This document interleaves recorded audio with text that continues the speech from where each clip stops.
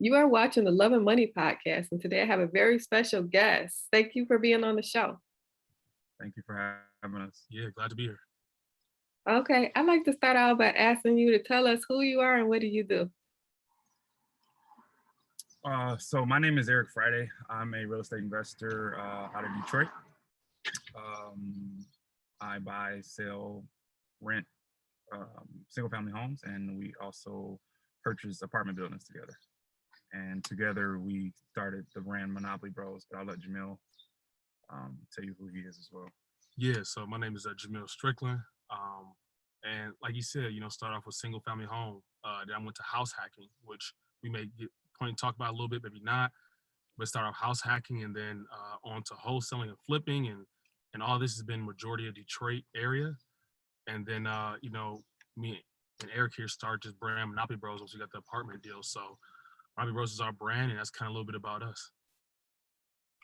Okay, shout out to Detroit. What up, though? What up, though? So, you guys, what is your background? So my background, in terms of like the professional world, before I got into real estate, I was an engineer for Chrysler. I went to school for engineering, and that's pretty much been my background up until 2000. I was still working there up until working in that field up until 2020, but I started my real estate journey in 2014-ish. But yeah, before then I was an engineer for Chrysler. Yeah. I like to say my background. What my background, my mind was, I was a basketball player, so I didn't have no aspirations of nothing. I played college basketball. My goal was to go some kind of pro, whether it was overseas. I knew I probably wouldn't make NBA because I went to a smart school, but I really believe I could make it overseas or some kind of overseas small place to play at. So, but during school though, I studied. I went to school for economics and I got a business minor. So I got my bachelor's in economics and my minor in business. And so my background's just hooping. That's it's crazy as that sounds. That's really what my mind was at that time. So but now we're here. Okay, interesting. So, an engineer, basketball player, and economics. Yeah, crazy how to come along when you say it out loud. Yeah. Okay, so why did you choose real estate? I'll jump in. I honestly, so to be truthful, I was I was economics, and a lot of my peers, they were much more into stocks at the time, and actually crypto. I actually got a crazy story about almost buying Bitcoin at like $30, but that's a whole nother. So I even told Eric this before, but because when you in that kind of realm with econs, it's a lot of people that all they do is just dive into markets all day. So before like Forex blew up, like, exchanging currencies online, like I was doing that like 2012 before it became hot. Bitcoin and Ethereum, like I heard that like 2014, like no lie. And so another thing was stocks, obviously. So that was like the normal conversation amongst my peers. Once again, I only cared about hooping, but I dabbled into it, right? So I was like, buying little stocks here, doing little things there. And then I got a book that was called during hooping. Somebody, black guy that was older, he said, "Man, I think you should read this book." And it's called "Why Do White Men Have to Have All the Fun" by Reginald Lewis. And I read that book, and he wasn't really necessarily a real estate investor, but he just like instilled this because he used a lot of leverage to be one of the first black billionaires. A lot of leverage through businesses. Long story short, I'm reading this in like the back end of my senior year of basketball because I found out that the overseas options weren't options that didn't make sense to me. So I was my last like 5 games. I didn't even care about basketball. I was just reading books. And so when I was reading this book and I finished it, it kind of got me looking at like businesses to leverage. And then I came across YouTube where I came across other influencers that was really talking about other influencers that was talking about real estate investing and specifically house hacking. And that's why I started getting to like Bigger Pockets and the podcast. And I just started really going hard on real estate because I knew that it was a possibility I can house hack as my first home. So that was kind of like my way getting into why I got into real estate and how it came about. Yeah, and for me, it definitely wasn't as elaborate. I was, I've always just kind of been the type of person that I've just not. I don't want to say I chase money, but I've always wanted to just make money, which is why I went to the field of engineering. It wasn't that I like loved software or computers or mechanics or anything like that. I just knew it was a high paying salary, so that's why I wanted to do it. That's why I wanted to pursue it. And usually, I'm the type of person that if I put my mind to it, usually I can do it. Pretty much whatever it is. So I was an engineer at the time, and then I found out that that wasn't a career that I wanted to pursue for 40, 50 years until I was 70 years old, 80 years old, and then retire and then collect not even a pension, but like live off my 401k at the time. I just saw that and I was like, yeah, I don't want to do this for 40 years because it's just not the lifestyle that I want to pursue. And then I had my son at the time. He was like 5 years old. He was in kindergarten, and I feel like his behavior was a reflection of me being on the road because I was traveling because of the engineering job. I was traveling to Indiana to one of their to one of Chrysler's transmission plants, and I was doing that Monday, leaving on Monday, coming back on You- Hey, you must be in Detroit. yes, Yeah, exactly. literally right behind me. I'm glad it's laughter and not nothing else behind us, right? So But yeah, um, so yeah, he was in kindergarten. I felt like his behavior was a reflection of me not being there every day because I was traveling Monday, coming back on Thursday or Friday. So I was gone majority of the day, majority of the week, coming back on the weekends. It wasn't that much time being spent between he and I. So I just was like, yeah, something has to change. I have to figure out something to replicate this type of income so that I can still provide for my family. And at the time, I was a big YouTube watcher, just watching YouTube. And I stumbled upon the same influencers Jamiel was looking at, and they were talking about real estate. And I started educating myself on the process, particularly wholesaling, because it was such a attractive investing strategy to get into because they were pretty much saying you could do it without having any money. So it's like it's very easy to do and then make, a substantial amount of money on the back end. So that was how I started. That's what attracted me to it. And then that's what, kind of started my journey. Okay, that's interesting. So for freedom. Yeah, exactly. Yep. 100%. That's 100%. And so Jamil, you had an excitement with it. I heard of that book. Why do all the white men have all the fun? yeah. The title alone was catchy. Yeah. And it wasn't really in depth in much of that. Really, that's the funny thing about the book. I think is some good marketing. I'll tell you that right now. But it was a great book for sure. I have that book and it's like so thick. It is. It's like what it was. I kind of related to a story because he had a football career, right? And I was just so intrigued because at that time I didn't really know any black billionaires. So it was like it took me a while to get through it, but I made it like one of those things where like every time I was on a road on a game, it was either like I can be texting, FaceTime with somebody, I could be reading. So I just kind of got to read on the bus because we had these long, going to Indiana or going to Ohio or wherever we're going. It was like it just made sense to just pull out the book. And so it was easy. It was easy for me because I had the time. I was in college and I wouldn't read other books. So I was like, let's read this one, Okay. So Jamil, I'm curious because you mentioned Bitcoin and Ethereum and Forex. Yeah. What do you think about Forex? Do you think that's legit or more of a scam type thing? No, that's a good question. So the thing is, Forex is legit. It's people trying to start these teams and do things with it. Trading currencies been going on for a long time. You could do it right now with gold and silver. Technically, that's the type of currency, right?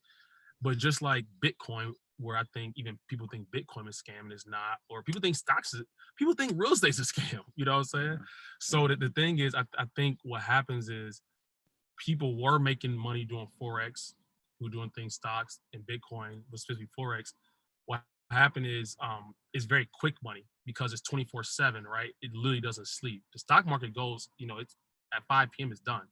Forex, you could trade the yen with the rupee, which is Chinese currency and Indian currency because they're up. So like people stand up at night, 3 a.m.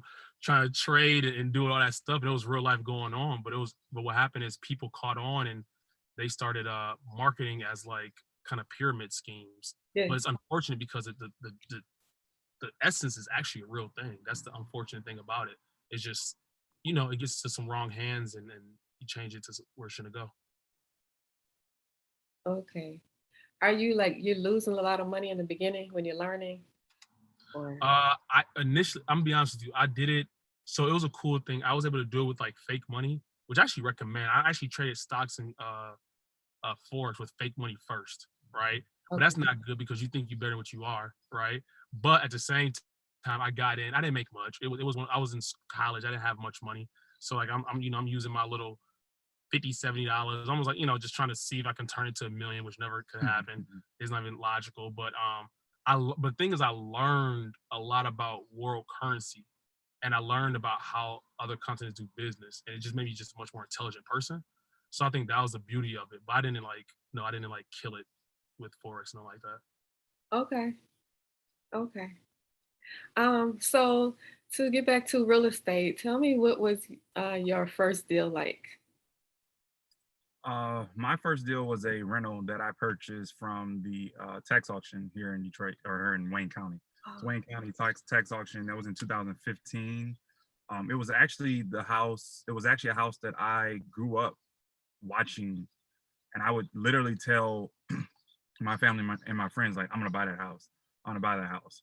And I was probably doing this for like a year to 2 years. Like I think that was like 2013 when I said like, man, that house is vacant. It's been vacant. I want to buy it. But yeah, so in 2015, it actually came up in the Wayne County tax auction, and I bought it. I bought it for $1,100, and I still have that rental property to this day. Tenant has literally never missed a rent payment since October of 2016, which was when I rented it out. Sounds so amazing. $1,100 house right now. $1,100 house, $675 a month. 2 months you made your money back on the purchase price. That's incredible. It's crazy. You look sad. No.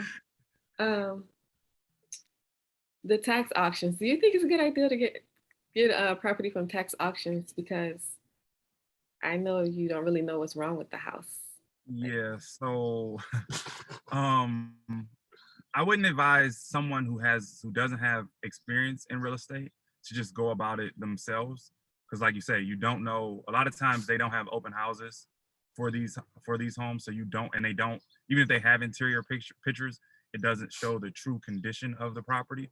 So if you are new, I wouldn't suggest, especially now because prices are not what they were when I was like, even if that house had been, condemned at $1,100, I mean, it's worth the risk. So I wouldn't advise it now just because there's so many different factors that could cause the deal to be wrong.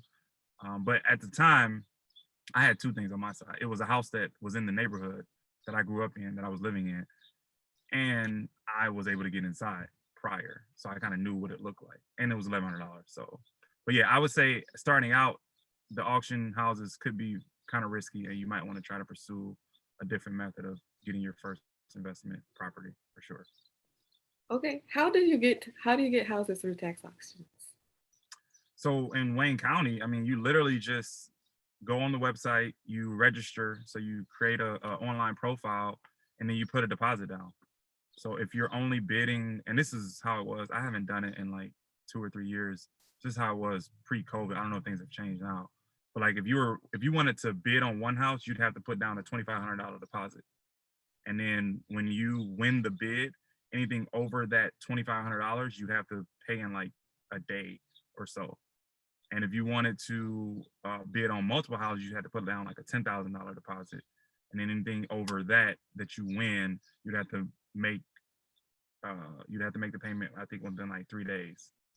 So it's really just filling out an online profile, putting your deposit down, and then just waiting for the auction date to come around to just click your bid button online. Okay. I'm gonna get that website from you later. Okay. Um, So could you talk a little bit about your real estate journey and what kind of real estate you do? Like you already mentioned it, but like where do you start? Where did you start? And maybe what do you like the best? So I think I can talk about kind of what we're doing, and then I'll let Jamiel kind of talk about, I guess, what we like best, because I think we're aligned on most things. So we really started. I mean, we both started with buying a house first. I bought a rental. He bought a house hack. But then did you buy your house or first? Also first. Okay, so he bought his. Well, we both started the same way. We both bought rentals first. Yep. He bought his from a wholesaler. I bought mine from a Wayne County auction. He then went on to purchase a house hack, duplex, and I went on to purchase a single family and multiple single families and flips after that. But I mean, we honestly transitioned from wholesaling to buying and flipping to buying and holding to buying and holding duplexes to apartment buildings. That's why we created the Monopoly Bros brand, because these four houses kind of represent those four strategies: wholesaling, buying and flipping, buying and holding single families, buying and holding 1 to 4 units, and then the hotel is the apartment building. So that's literally why we started the brand, because that was kind of our transition into being able to buy the apartment building. So that's literally what we're doing now. We're still actively, we have a wholesale business together, so we're still actively marketing and wholesaling properties. Right now we're in the middle of, we're wrapping up one buy and flip. We're also wrapping up the buy and flip, but we're also in the process of rehabbing an Airbnb right here in Detroit. We currently still own single family rentals, and we currently still own a duplex. He still has his duplex, and then we have an apartment building. So we're doing all of it. Right now, though, we're actively still searching for wholesale deals. We'll still buy flips, but it has to be like a certain neighborhood, a certain square footage, a certain bedroom count. The rehab can't be too large. So we're just not really looking to take on large rehabs right now. But I would say the main focus right now is wholesaling and buying apartment buildings. And then I'll let. That's our favorite. Yeah, I was gonna say. That's our favorite. Yeah. You know, I think you know, I think there are two. The thing is, the ultimate goal is apartment buildings. Period. Is not. There's no if and buts. It's very clear what our goal is. But the same token, though, we do enjoy wholesaling because we use a lot of those wholesaling principles to help find apartments. So for us, it actually coincides. That's kind of our superpower. That's kind of what we do.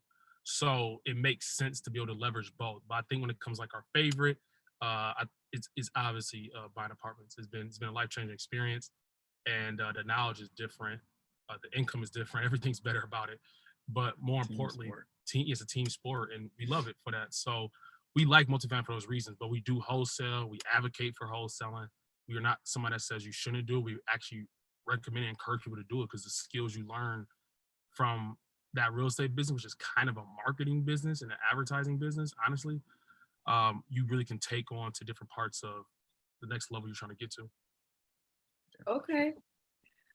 As far as the wholesaling, if people want to buy property in Detroit, can they reach out to you? They better reach out to us. Where can they find you if they want property in Detroit? So what I would say is we need your email address because we can send you what we have, right? If you're somebody that's looking to buy their first rental, or maybe your experience, you just want to purchase in Detroit, our email is contact@monopolibros.com. You can easily go to our Instagram page, which is monopoly.bros. Shoot us a message like, hey, I heard the podcast. I want to be on your buyers list. And we'll have one of our VAs add you to our buyers list. So that we can, you can just see the properties, right? So we need your contact information, your name and your email. But you can also email us anytime, contact Monopoly Bros, or shoot us a DM through monopoly.bros Instagram. Either way works. Okay. What advice would you give to a brand new real estate investor who has never bought a property?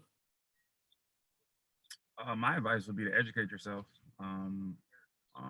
Invest in your education to learn where you think you want to go in terms of real estate and your real estate journey and the strategies to get you to your end goal. That would be the first thing, is just to do your education. Go on and you can start out free. go on YouTube, Google, real estate. Tons of stuff will start popping up. Start looking at the video, just start learning, start studying people, educating yourself on different things. And then maybe once you've done that, then start maybe buying into people who you see, who you want to learn from, who you align with, and then just start going from there, and then start applying that knowledge that you're learning. Yeah, I think you hit on it. I mean, I think once you get the education part, now I think is honestly, it's crazy. It sounds like, I know everybody says it, but it's honestly what it is. Is I think you start doing stuff, and the thing is, I think people they try to go to A to Z, and like so they think that even when we talk about our story, like even that first deal that Eric got for 1100, the first step was him figuring out how do auctions work, right? And then he came across a barrier. Okay, I need $2,500 as a deposit. Where can I find $2,500? Like that's what I mean by actionable steps. Like people, like after you get educated, just like what's the next step forward that you can take, right? If you're looking to buy your first rental, okay, maybe research what areas you want to buy in. Maybe you're in California, you don't want to buy in California. That'd be the first step. Okay, you decide you want to buy in this state. Okay, now what city you want to buy in? Okay, now I know what city I want to buy in. Maybe then you start doing some Zillow or whatever, just trying to see what the price is looking like, right? Then maybe you reach out to a couple realtors and a couple wholesalers. Like you haven't bought nothing yet, but you're making steps into that goal. And I think people miss out on that, which I think is the biggest thing. So when I say go out there and do it, that's what I mean. Just make the next step forward, the best step. Educate yourself and go do it. Yep. Literally. I mean, that's literally what we've done for everything. The wholesaling, the buying and holding, the buying and flipping, the apartment buildings, buying duplexes. It's literally like we're educating ourselves on our own. We're getting around people that know more than us. Mm-hmm. We're networking with them. We're adding value to their situations. So then in turn, that makes them more willing to work with us because we're bringing value to them. And then we leverage them, and with their knowledge, their resources, they leverage us with our time and our hustle. And then we marry that and then create a partnership. And then we go out and do things. That's literally what we've been doing since we started the real estate. That's literally how we got the apartment building. That's literally how I wholesale. Majority of my deals in the beginning, and even now, they come through referral. It's like just because of adding value to people and, just doing what you say you're going to do. It's literally that simple. It's not that complicated. Okay, I hear you. And Jamiel, I hear you too, but people skip the step of going to do it. We're like reading and listening to podcasts. And I was gonna say, and Jamiel said something yesterday. We were doing a podcast about superpowers. Yeah. I think that's really beneficial for people to hear. It's like, because not everyone can do wholesaling. That's a fact. Because you got to have a certain type of mindset, certain type of personality, certain type of hustle about you to do wholesaling. Just like to do different things. Yeah. You want to kind of touch on that? I'm gonna touch on that, but I also want to bring something up. I really think that I don't know if there's like a website. Like when me and Eric we're creating a community, right? We're creating a community. We're creating a space where people can really achieve their goals. That's one of our biggest goals on the brand side. And like more me and Eric do podcasts, we talk, like I think a personality test should be like if it's like an online thing you can do, because like it is exactly there is. I almost want to like have everybody do them before they get into real estate, because anybody can do it, but you may have to take a different direction based on your personality. Luckily, it's just that. So I think when you're looking to find your superpower and what you can bring value to get into the game, you have to really do some deep reflection of who you are. I know people that are not extroverted. They don't network well in person, but they figured out that Twitter's their space. They're able to network on Twitter because they have to show their face. They can have a cartoon in the front. They can be on spaces in different clubhouse because it's verbal and they can't see their face. They're insecure, which is okay. That's their own thing, but they're still making it work because they are within themselves. They know who they are. And then from there, when you get your personality test, I think go to your superpower. All right, now I know who I am. What can I do what's my superpower that's going to get me to the goal I need to be? Are you somebody that is willing to, are you a hands dirty kind of person? Are you willing to cold call and go make stuff happen and do deals, etc.? Are you more a person that's more reserved, but you're very good with numbers? Maybe you can do underwriting. Maybe you can facilitate comps, and you're really good on having a rehab budget and organize and things like that. That's your way in, right? Or maybe you have a hell of a connection, right? It's people out here that I don't know what it is with people. They don't want to admit that they have good people around them. Like, you may have a good network. You may not necessarily grown up rich, but you may have, whether your job you work at or your family, you may have network of people that have money that's looking to invest. How can you get them to invest with, even maybe not even you, but invest with somebody you want to invest with, right? So I think you got to find your superpower. First, you got to find what kind of personality you are, and then you can find your superpower. And when you get them two things, now you can really like have it's mapped out where you want to go. I think that's really important. Okay, that sounds good. I just have 3 more questions. What are you guys' favorite books? One. So one of my favorite books, and the reason why is one of my favorite books is because it changed my mindset on things, and it was at a time where I was trying to do a lot. I was still at the job, the engineering job, and I was like, literally, I was, again, like I mentioned, my thing was just making money. I just wanted to make money, and however I could do that, legally, I was willing to do it. So at the time, I was trying to start a cleaning business, which I did start and actually did get off the ground, and we had a lot of contracts, and I was still trying to get into real estate at the time. And then one of the guys that I really, really learned a lot from, he really took me up under his wing when I was starting out. His name is Jeremy Burgess. He's here in Detroit. He runs the Renegade Detroit Investors Group. If anyone watches and wants to get into real estate, he's a very good person to learn from. He told me he's way more blunt. He didn't say it like this, but he's basically told me, like, you can't do both. You need to figure out which one you want to do and do that. And then he recommended that I read The One Thing by Gary Keller. That book really, really changed my mindset, because it really talks about your one thing and aligning your focus and your mission to accomplish that one thing. And everything else outside of that one thing is obsolete. Outside of family is like obsolete. So that really changed my mindset. And then from like a real estate, and kind of not even real estate, but like I read Never Split the Difference. It's a negotiation. I forgot who it's by, but it's a guy. He was like a CIA. I don't know if he was a CIA agent or he was some type of negotiator with criminals. Like if there was like a bank robbery, he would be the one that would be negotiating with the bank robber. And he just talked about his tactics and negotiating with that person to get them to do what he wanted them to do ultimately. And I use that in sales. So those are like 2 books that I read. I know we're running out of time. So those are like 2 books that I read that a lot of people don't really talk about, but I like them. And mine is The Go Giver. I think everybody should just read it. I think it's a good read, it's a good mindset. So The Go Giver, I think is a good one. Okay. So one question about love. This is the Love and Money Show. Uh-oh. Are you guys single or married? And what is one thing you learned about money when it comes to relationships that can help somebody else? So I'm technically single, but I'm in a relationship, so I feel married. We're just not legally married.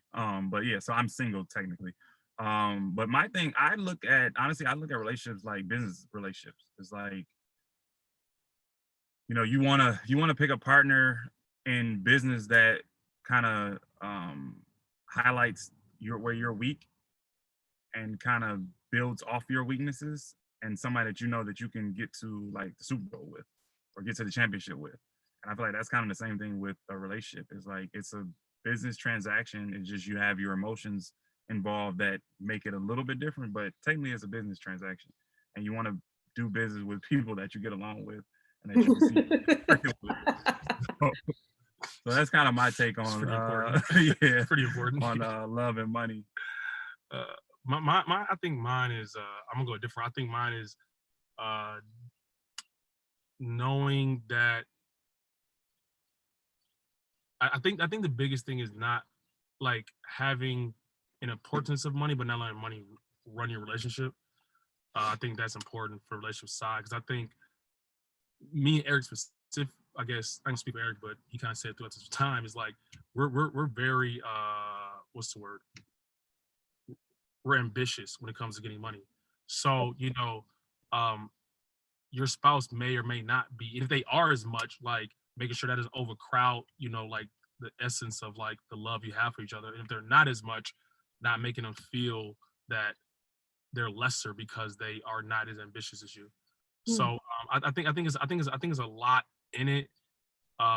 We ain't gonna get to a deep thing. I'm about to get into my whole That is deep. yeah. That's deep. Yeah. It's I don't know. I think it's like I say, we all know money is important. It's just don't not letting that be the way that you treat or love somebody and the expectations because of it. Yeah. You know, I think that like I said, just our personality, we're so driven that, you know, I am married, by the way, to answer your question. Okay. I never want my wife to be, I don't want my wife to feel that because I'm doing all this extra stuff that she's lesser because she's reading a book at home or she's cooking or she's with my son or like, I don't want because like right now on social media, everything's so big on this getting money, you know, thing. And it's like people may feel worse because they're not on that same type of grind you are. And Mm. I don't want my wife to feel like that simply because of money. What she does great is what we need to, back to his thing, to win a championship. And we're going to get there. And it's just knowing each other on that side. It's interesting. So you guys, where can people find you again to get on your list to buy property in Detroit?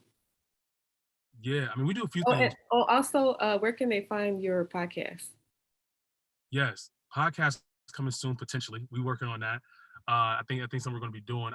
So just to bring it back home, we do a few things. So one, you know, we can definitely you know, be a buyer, and if you want to partner with us on buying you know, a rental or some kind of flip in Detroit, right? So that's contact@monopolibros.com. We do raise money, right? And it's not necessarily advertisement. Those who want to partner with us, if you're interested in being a part owner of an apartment building, if you're interested in being part, you know, dedicating money and investing with us together as a unit, you want to be a part of a fund, so to speak.